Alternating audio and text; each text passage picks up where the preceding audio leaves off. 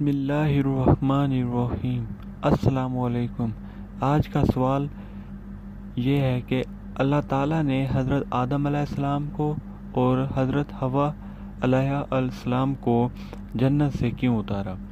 इसका जवाब ये है कि जब अल्लाह ताला ने फरिश्तों से कहा कि आदम अलैहिस्सलाम को सजदा करो तो सब फरिश्तों ने सजदा किया, लेकिन इब्लीस ने सजदा नहीं किया, जो मैंने पहले ही एक वीडियो बना चुके कि शैतान ने क्यों सजदा नहीं किया।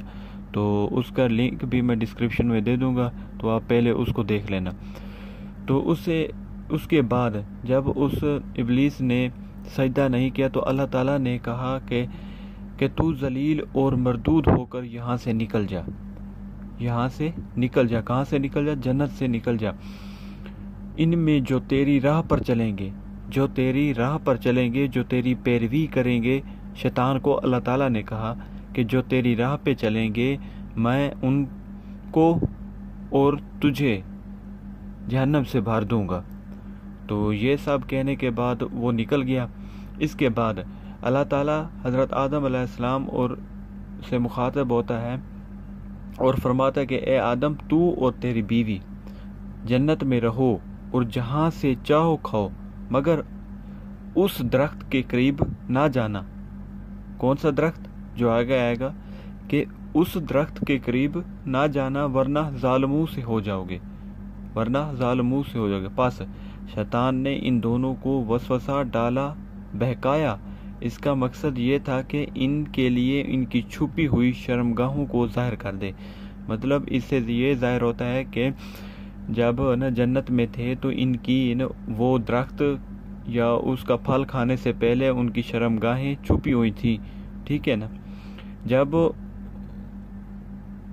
उसने बहकाया और फरमाया, शैतान ने कहा कि तुम्हारा रब ने उस दरख्त से के लिए इसलिए मना किया है कि ताकि तुम फरिश्ते ना बन जाओ।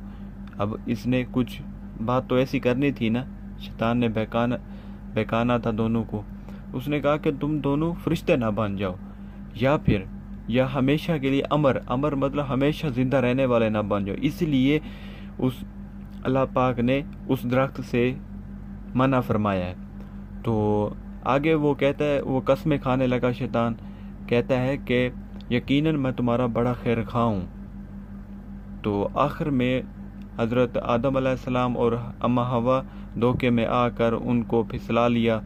तो जो ही उन्होंने वो दरख्त चखा, जो ही उन्होंने दरख्त के करीब गए और चखा, तो उनकी शर्मगाहें उनके लिए जाहिर हो गई।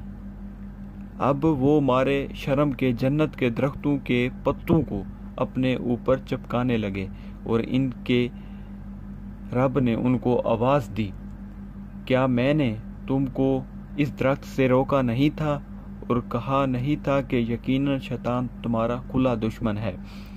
यहाँ से अल्लाह ताला नाराज़ हो जाता है, क्योंकि काम ही ऐसा किया था कि अल्लाह ताला ने उस दरख्त से मना किया था, लेकिन शैतान फिसला फुसला कर वहाँ तक ले गया।